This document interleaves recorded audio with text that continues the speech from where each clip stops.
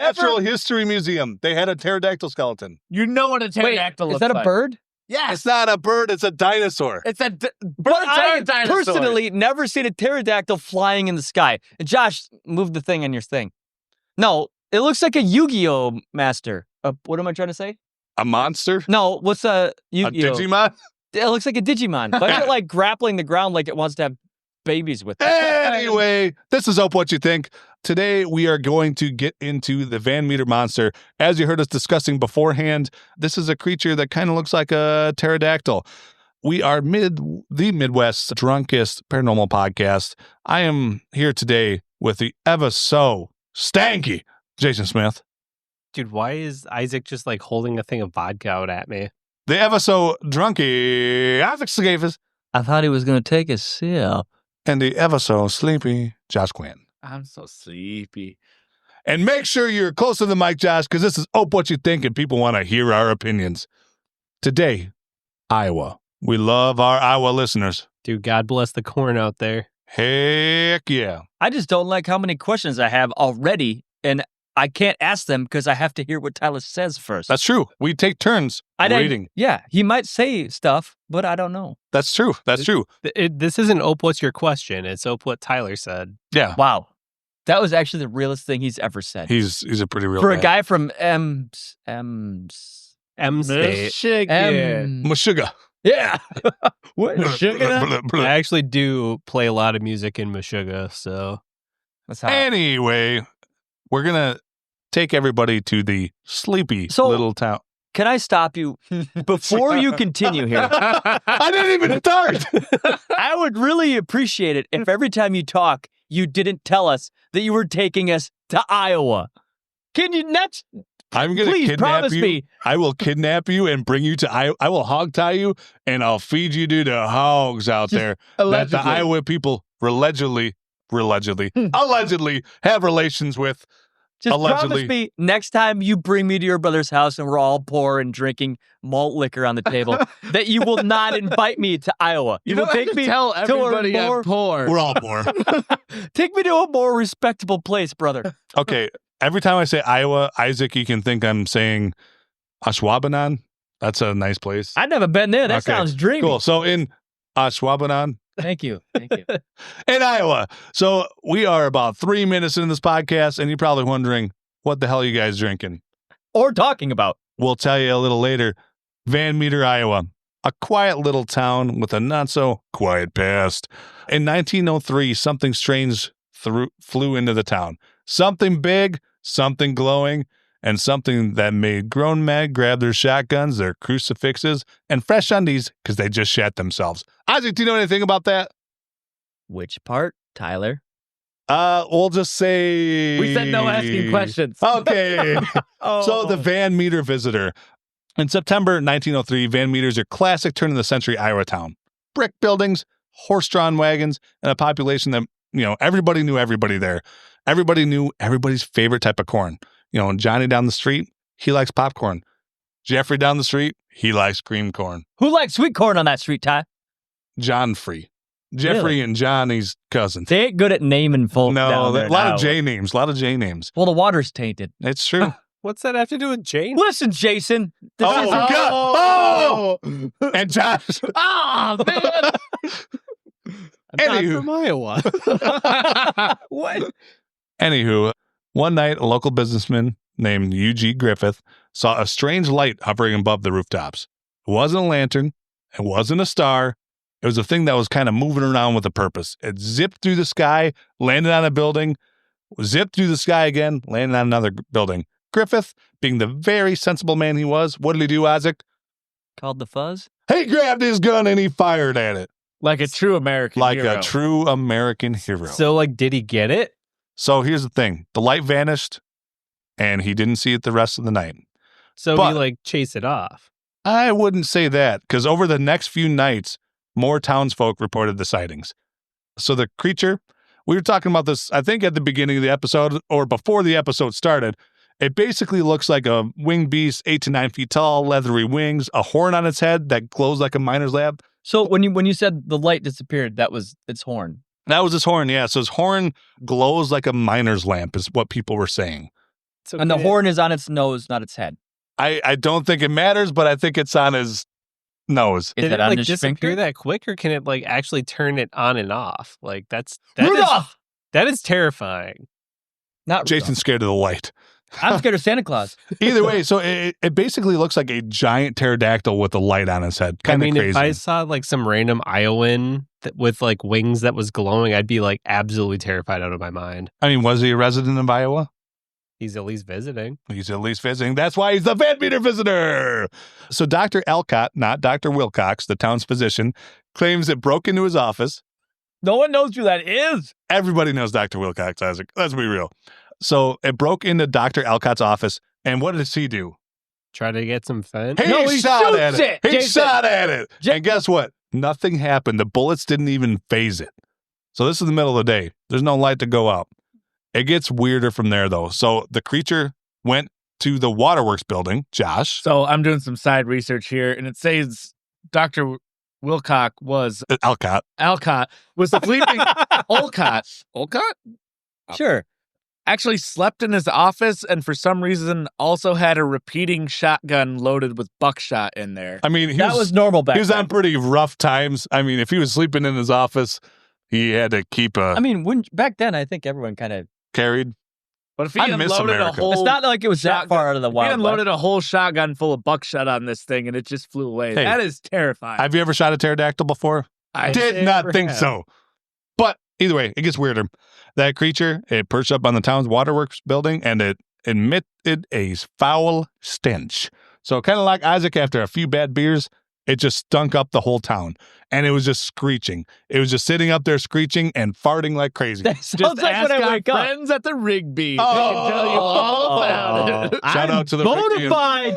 I'm a stink boy. That And, actually sounds like me after a night of drinking hams. well, stuff happens. But I'm not 9 foot tall and I don't have a glowing horn and wings. Not his yet. horn glows, baby. Mine don't Gotta even eat more pick up. corn. Might just happen. But guess what? Thing that was probably twice as crazy happened. Guess what? No. Twice as crazy. Iowa became a state. Was a state by It then, was I think. already? I think it was. Yeah, that's insane. Twice as crazy, another monster showed up. So there were What? two of these monsters just hanging out on the waterworks building. Did they fight? They were just kind of hanging out together. But Did they make sweet, sweet love? If I had like some sick ass shit soundtrack. So I don't think they were worried about these monsters mating. They just wanted to get it out of the town. So the townsfolk, as good townsfolk people do, they totally freaked out and formed up an actual like posse, like back in the day. They had guns, they had lanterns, they had pitchforks, That's awesome. Classic mob material. That is awesome. So they chased the creatures down and they tracked it to an abandoned coal mine on the edge of town. So they sat outside there with their lanterns and their pitchforks and they're just sitting there waiting. And then one of the creatures emerged. They just started blowing it away. They were shooting at it. They were chucking pitchforks at it. One kid, he had a bottle of piss that he threw at it. And guess what? Is that accurate? That's allegedly. Okay. But guess what? Nothing happened. Once again, immune to bullets, basically, and it retreated in the mine.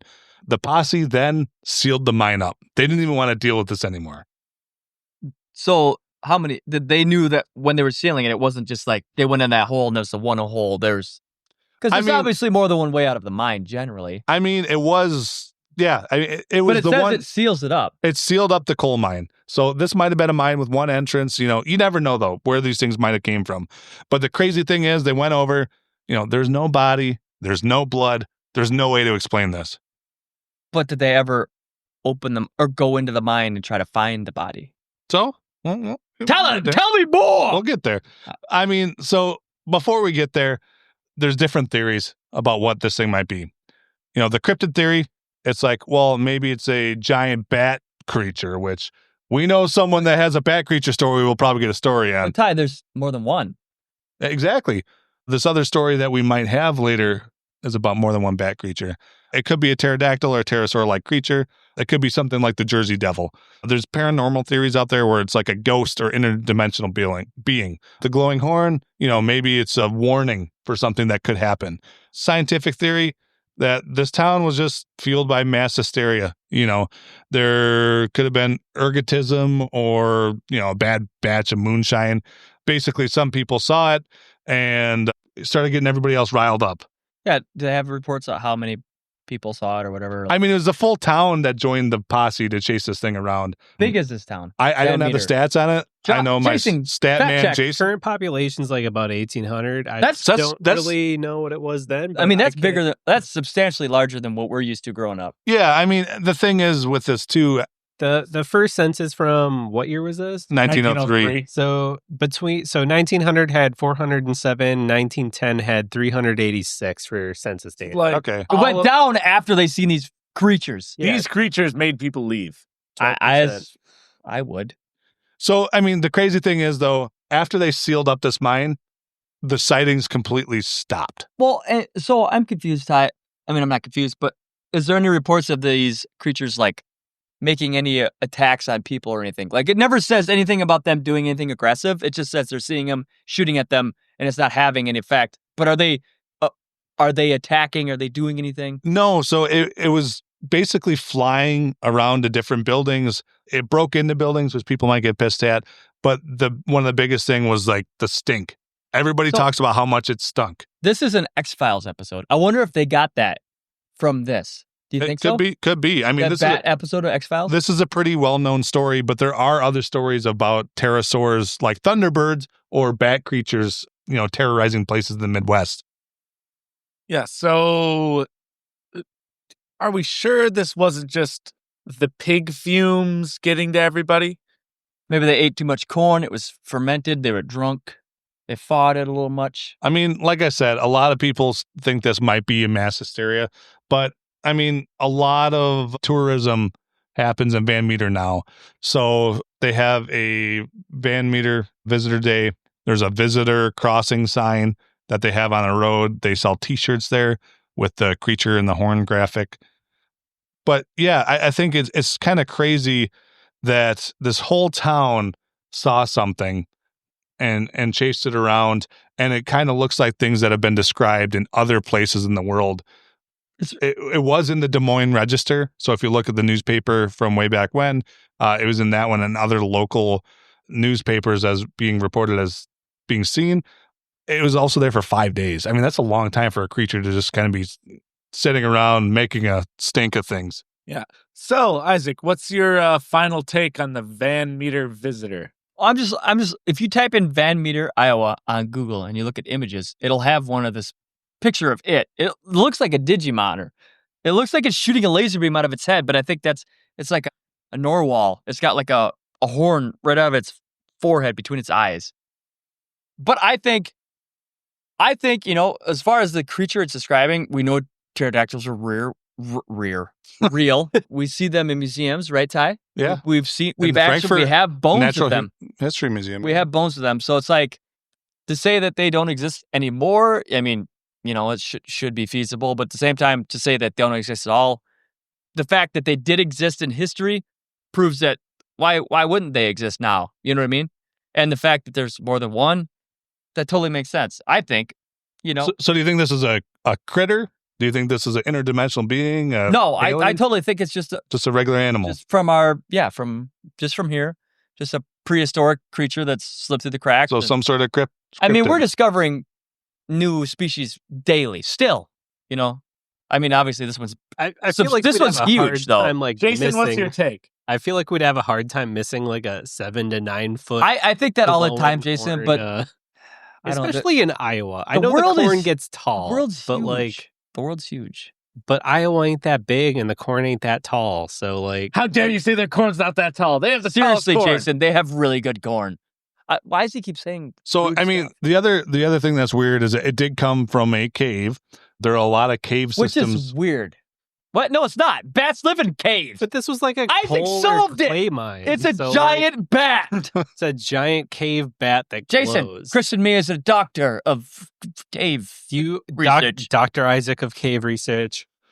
We'll make sure that's in the Tyler, I'm a doctor now. I don't think you're a doctor. Anyway. I'd say he is. But I mean, what about like, I know there's some people that believe in like hollow earth or portals being in caves.